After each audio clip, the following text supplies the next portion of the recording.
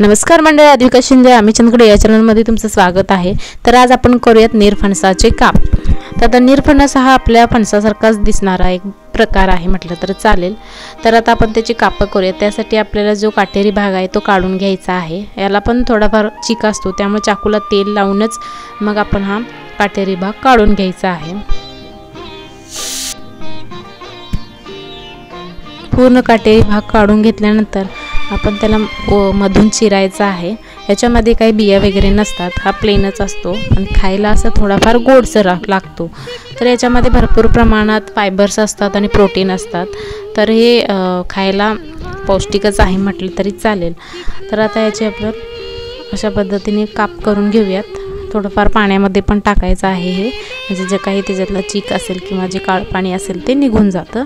त्यानंतर आपण त्यावरती लाल तिखट, मीठ, हळद, थोडेसे धना पावडर टाकायचे आहे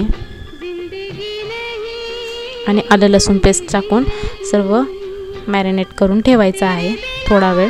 त्यानंतर आपण रव्यामध्ये देखील लाल तिखट, मीठ, हळद हे सर्व घालून मिक्स करायचं आहे। तर आपण हे डीप फ्राय सुद्धा करू शकतो, शॅलो फ्राय सुद्धा करू शकतो। तुम्ही याची भाजी देखील करू शकता निरफणसाची।